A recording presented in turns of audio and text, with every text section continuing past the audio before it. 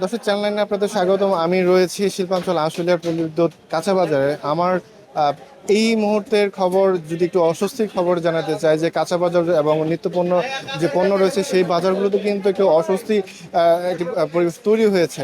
আমি একটু দেখাই যে আমার যে পিছনে যে বাজারটি রয়েছে, আমি বাজারে প্রায় প্রত্যেকটি দোকানে কিন্তু ঘুরেছি, সেখানে কিন্তু দেখেছি যে নিত্যপণ্যের যে জিনিস বা চাল ডাল থেকে শুরু করে যে তেলের রয়েছে, সেইখানে কিছুটা স্বস্তি থাকলেও গত কয়েকদিন ধরে কিন্তু তেলের দাম কিছুটা বেড়েছে।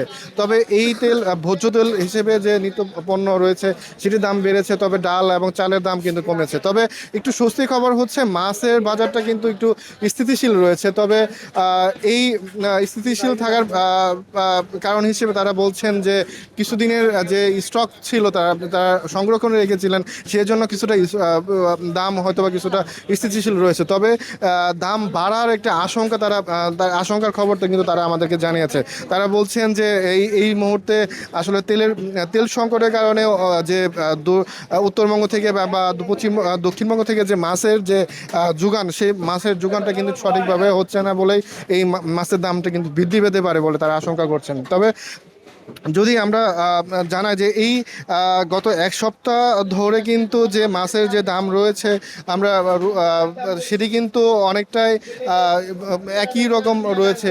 তবে আমরা যদি একটু সবজি বাজারে খোঁজ নিই তাহলে সেখানে কিন্তু কিছুটা স্বস্তির খবর রয়েছে। তবে এই স্বস্তির খবর কতক্ষণ টিকবে বা কত সময় টিকবে সেটা কিন্তু কোনো বাজার দোকানদাররা তারা কিন্তু বলতে পারছেন না। তবে এতে করে কিন্তু বিপাকে পড়ছেন কিন্তু যে সাধারণ ক্রেতারা রয়েছেন। কারণ আমরা যতটুকু যদি জানাই যে এই সাভার আশুলিয়া ধামরা এটি কিন্তু যে শিল্পাঞ্চল এলাকায়, এইখানে কিন্তু নিম্ন মধ্যবর্তী এবং মধ্যবর্তী যে শ্রেণীর মানুষই কিন্তু বসবাস সবচেয়ে বেশি। তবে তাদের এই দাম বৃদ্ধিতে কিন্তু তাদের উপর একটি জীবনযাত্রায় কিন্তু একটা প্রভাব পড়ে।